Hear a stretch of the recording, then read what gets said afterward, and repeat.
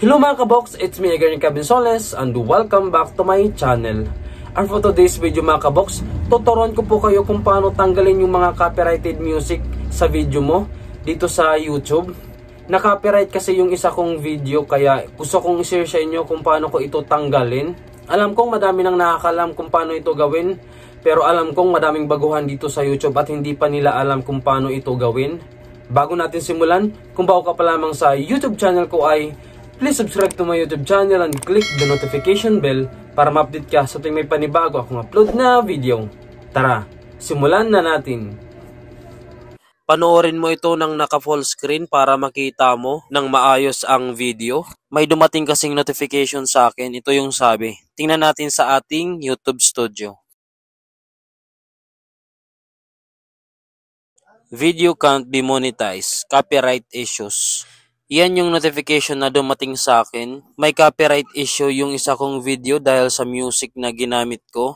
Pipindutin ko itong notification para makita ko yung part na mayroong copyright claim. Mayroong naka-highlight na kulay white. Yan yung part na mayroong copyright claim. Ngayon, tuturuan ko po kayo kung paano ito tanggalin para eligible ulit yung video mo para kumita. Ngayon, pumunta tayo sa Google Chrome. Ngayon, i-search natin yung YouTube Studio.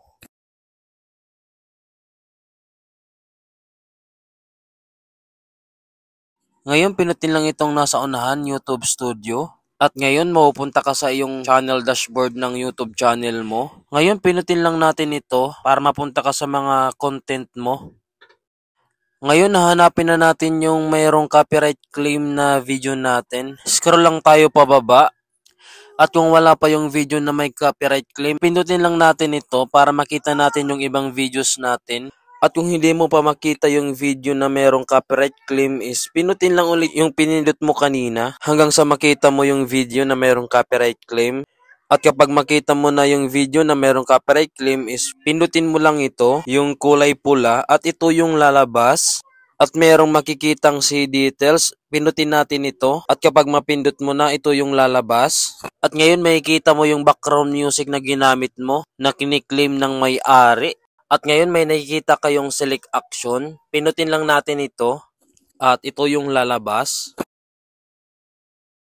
Meron dyan pagpipilian, erase song, replace song, trim out segment, dispute. Hindi ko na i-explain kung ano yung mga ibig sabihin ng apat na yan.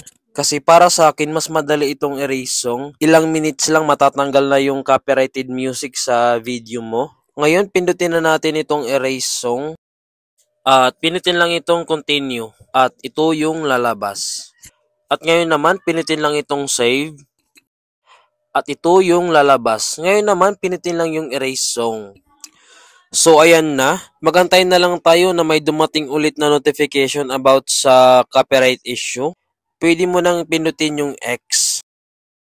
At ngayon, meron kang makikitang checking one found sa video mo na merong copyright claim. Ngayon, magantay lang tayo ng ilang minutes. At ayan nga, ilang minutes lang may dumating na notification sa akin. Ngayon, tingnan natin kung kulay pula pa rin yung dollar sign sa video natin. Punta tayo sa ating YouTube Studio app at hanapin natin yung video na merong copyright claim kanina. So, ito yun. Diba? Nawala na yung copyright claim sa video ko at naging kulay green ulit yung dollar sign. Diba ang dali lang? I suggest na kapag gumawa ka ulit ng video mo dito sa YouTube, wag mo na lang lagyan ng background music yung video mo. Katulad ng video ko, diba? Walang background music para makaiwas tayo sa mga copyright claim. So yun lang, sana matanggal mo na yung copyrighted music sa video mo para tuloy-tuloy ang kita. Sana may nalaman kayo sa video na to at kung meron kayong natutunan sa video na to ay please subscribe to my YouTube channel and click the notification bell para ma-update ka sa tuwing may panibago akong upload na video. Bye-bye!